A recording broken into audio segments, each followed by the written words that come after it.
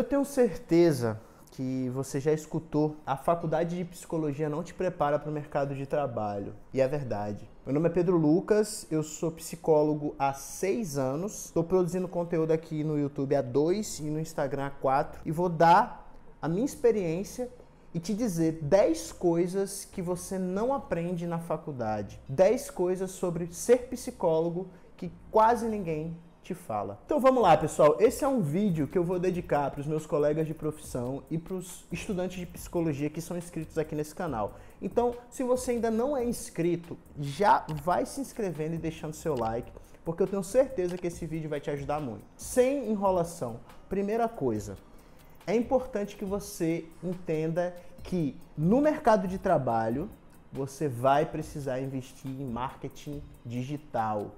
Isso é uma coisa que a faculdade de psicologia não te fala. A gente aprende muita coisa dentro da graduação sobre teorias psicológicas, sobre campos de atuação, e eu acho certo que a gente aprenda sobre isso também.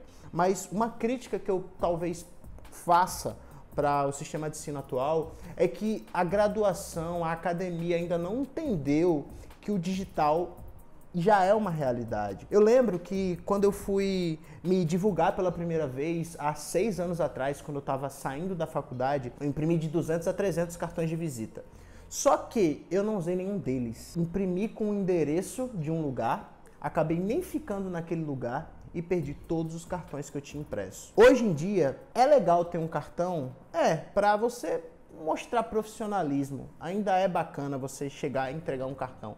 Mas toda a divulgação que você precisa fazer, ou praticamente 90%, vai ser na internet. Seja no YouTube, seja no Instagram, seja no WhatsApp. As pessoas precisam entender não somente como funcionam as doutrinas e as escolas psicológicas, mas também precisam entender sobre como se divulgar na internet. Seja no Instagram, seja no YouTube, seja no WhatsApp. Segundo ponto que não te ensinam na graduação e que tem a ver com o primeiro, você vai precisar aprender a fazer networking e conexões fora da sua faculdade. Como assim? Um psicólogo é um formador de opinião, querendo ou não. Eu já falei aqui em outros vídeos, as pessoas, a sociedade civil dá muito valor, dá muita importância ao que um psicólogo fala, porque ele é uma pessoa que se formou para falar sobre emoções, para falar sobre comportamento, para falar sobre pensamento. E é bom que seja assim, tá? É bom que a sociedade dê autoridade para um psicólogo. Só que muitos profissionais não sabem utilizar isso da forma adequada. Então muitos profissionais, por medo de se expor, não aceitam convites para dar uma entrevista numa rádio, numa emissora de TV, ou produzir conteúdo no Instagram se expondo, dando o rosto, falando de forma interativa com o seu público. Tudo isso é fonte de conexão. Muitos convites que eu recebi para dar entrevista em TV, para dar entrevista numa rádio, vieram de conexões que eu fiz no meu ambiente de trabalho, no hospital, no meu consultório. Eu já atendi um paciente que tinha uma certa relevância numa rádio aqui de João Pessoa, que me convidou para dar uma entrevista porque gostou do meu trabalho do consultório. Só que eu vejo ainda muitos colegas que não querem se expor, que acham que é muita exposição e que ficam tímidos. Nós somos formadores de opinião. Ponto. Nós precisamos aprender a nos expor e a fazer essas conexões, porque é assim que você vai captar cada vez mais clientes para o teu consultório. Terceiro ponto, essa vai principalmente para quem é psicólogo clínico ou para quem é autônomo na psicologia, trabalha com consultoria, com avaliação psicológica, neuropsicológica e não tem carteira assinada, não é profissional CLT. Você vai precisar ser uma pessoa muito organizada financeiramente. Por quê? Porque às vezes o teu consultório vai estar lotado, vai estar cheio e haverão algumas épocas específicas do ano que há uma evasão natural. Pessoas têm férias, viajam, se programam para fazer outras coisas e infelizmente, em muitos casos, a psicoterapia não é dada como uma prioridade quando há um corte de gastos familiar. Triste falar sobre isso, mas eu tô sendo franco, eu tô sendo bem aberto com vocês. Existem vários fatores que fazem com que o paciente se evada, que não necessariamente vai estar ligado ao teu trabalho, à tua competência profissional, mas muito mais à questão da organização da pessoa. Por isso você precisa ser uma pessoa que tenha planilhas, que saiba se organizar financeiramente, porque senão você vai contar com um salário X todo mês e vai haver mês que o seu salário vai quase dobrar, como vai haver mês que o seu salário pode se reduzir pela metade. Então, se você não for uma pessoa financeiramente organizada, se você não for uma pessoa que se planeja no longo prazo e no curto prazo, você pode ter alguma dificuldade financeira caso você seja um profissional liberal dentro da psicologia. A quarta coisa que não te falam quando você está na graduação e que você descobre que é muito verdade depois que você se forma, é que você vai precisar ser uma pessoa mentalmente equilibrada. É diferente de dizer que psicólogo nunca pode adoecer mentalmente. Pode, nós somos seres humanos, temos vulnerabilidades, temos fraquezas, às vezes brigamos com o nosso cônjuge, às vezes estamos mais estressados do que o normal. Ok, isso é um fato. Eu já falei várias e várias vezes sobre isso aqui no meu canal. Mas nós cuidamos da saúde mental das pessoas. Logo, nós não podemos ser aquela pessoa que transparece desequilíbrio, transparece desorganização mental. Não faz sentido. Bom, vamos ser sinceros, tá? Vou ser bem franco aqui.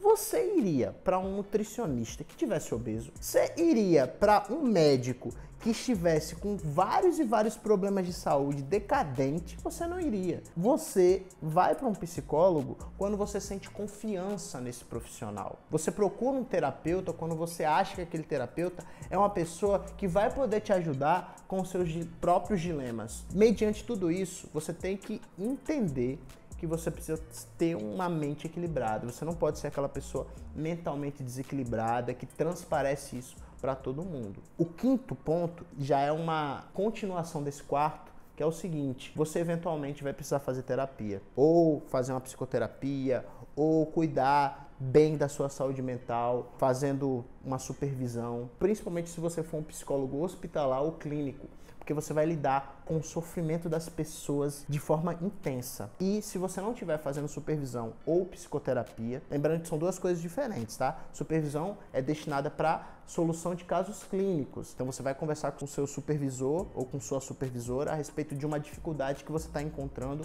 num determinado caso com um determinado paciente. Já a psicoterapia, você não necessariamente vai trabalhar aspectos profissionais, você vai trabalhar aspectos da vida, mas eventualmente você vai precisar fazer supervisão e psicoterapia ou psicoterapia se você for um psicólogo clínico. Tá gostando desse conteúdo? É um conteúdo que você não encontra com tanta facilidade na internet. Me segue no Instagram, @psipedrolucas. Vou continuar falando sobre isso lá, eu vou passar os próximos dias só falando sobre como que os profissionais de psicologia, os estudantes de psicologia podem se preparar melhor para o mercado de trabalho. Então, se você se interessa por essa temática, me segue lá, @psipedrolucas, para você continuar vendo material como esse. Sexta coisa que não te falam é que você vai precisar, sim, continuar se capacitando com muita frequência, principalmente através de congressos e livros. O psicólogo, ele precisa entender que quando ele coloca, por exemplo, um valor na sua sessão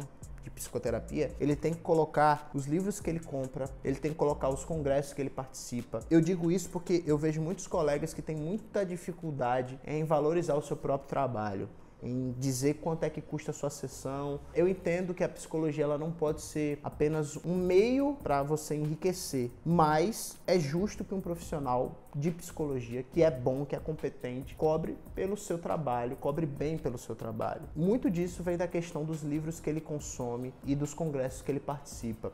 Porque saúde mental é uma questão que não é estática. Não é algo que você descobre uma psicopatologia aqui e vai demorar anos para você descobrir outra. Não.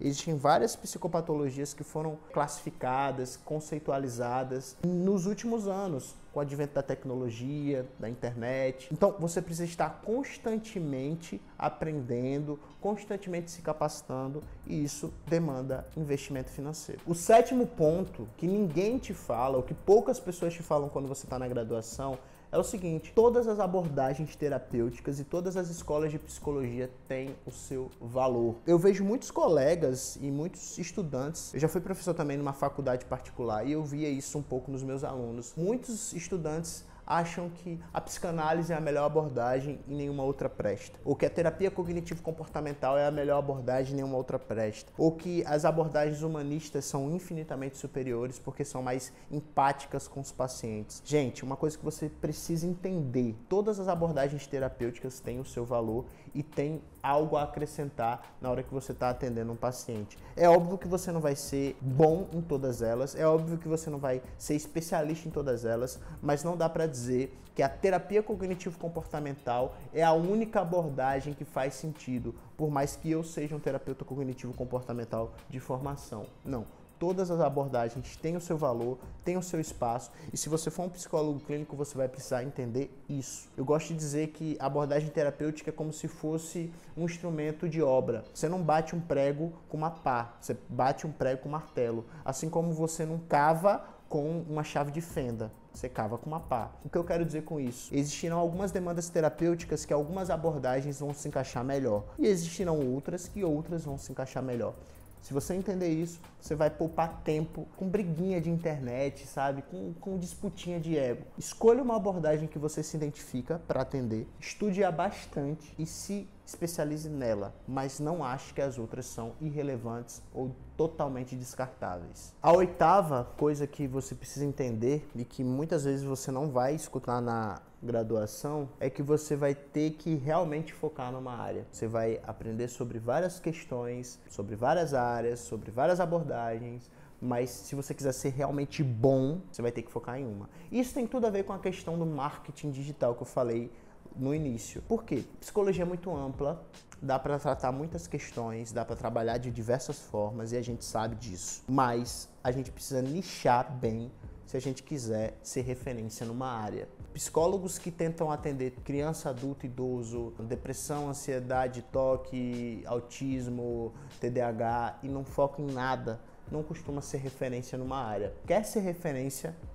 foca numa questão, foca num problema e se torna autoridade naquilo ali. Você nem precisa ser uma pessoa tão atuante na internet assim. Se você for uma pessoa que se destaca na tua cidade pelo trabalho que você faz num determinado nicho, você vai ser conhecido. Óbvio que se você tiver uma participação mais presente na internet, você vai ser muito mais conhecido. Mas o meu ponto é, você precisa focar numa área, você precisa focar num determinado espaço e se tornar muito bom naquilo ali. Se você fizer isso, dificilmente você vai ficar desempregado ou sem trabalho para realizar. A nona é uma coisa que talvez seja bastante dito na faculdade, mas eu acho que poderia ser dito ainda mais, que é o seguinte: você vai precisar desenvolver uma escuta atenta. Você vai precisar ser uma pessoa que, mesmo quando não está trabalhando, você vai estar escutando de forma atenta. Eu costumo dizer, isso é uma crença pessoal minha, tá? Que o psicólogo ele precisa escutar mais do que falar. Porque quando a gente aprende a escutar bastante, mesmo nos momentos em que a gente não está trabalhando, a gente aprende a ser um profissional que consegue ter uma escuta mais atenta e empática no contexto do consultório, no contexto do hospital, no contexto da escola, no contexto das organizações, no contexto jurídico. Onde quer que a gente trabalhe, a gente vai ser um profissional que vai escutar mais e vai conseguir captar mais informações. A décima e última eu tenho aprendido e estou aprendendo até hoje, que é o seguinte: você vai precisar ser resiliente. Você vai precisar entender, você não vai se tornar a maior referência dentro da tua área do dia para a noite. Você vai precisar construir o teu espaço e essa construção pode levar um certo tempo, mas ela vem. É importante que você tenha isso em mente. Muitos estudantes de psicologia, quando saem da graduação, querem já ficar extremamente conhecidos e se tornarem uma autoridade assim que eles se formaram. E não, eu ainda estou formando a minha construção social, a minha carreira. Eu já tenho 5 anos de formado, como eu falei, eu já vou para o 6º ano de formado, na verdade. Eu ainda estou construindo a minha carreira, ainda me considero um psicólogo novo. Entenda isso, as coisas levam tempo, mas elas vão se solidificando, elas vão se consolidando e quando elas se consolidarem, você vai poder usufruir da sua resiliência no tempo. Como eu queria ter visto um vídeo assim quando eu estava na graduação. Eu acho que falta um pouco disso, sabe? Falta um pouco dessas orientações para quem está estudando e vai ter que se deparar com o mercado de trabalho, que, querendo ou não, é um contexto totalmente novo. Se você está na graduação agora e pretende seguir a carreira acadêmica, ainda assim você vai perceber que é diferente da sua graduação. É uma outra fase. Mas no mercado de trabalho a gente tem que lidar com situações que infelizmente ainda estão muito desconectadas da graduação. Por isso eu te falo, se você gostou desse vídeo e acha que ele te ajudou, compartilha para outros colegas de graduação ou para outros colegas psicólogos, para que a gente possa discutir mais sobre essas questões e sobre esses desafios da nossa carreira. E não deixa de colocar nos comentários alguma outra sugestão que eu possa não ter trazido para vocês, que eu possa ter esquecido. Vamos dialogar junto aqui para que vocês também possam compartilhar dificuldades e desafios que vocês tiveram que enfrentar e coisas que vocês tiveram que aprender depois que se formaram, beleza? Um grande abraço e a gente se vê na próxima semana.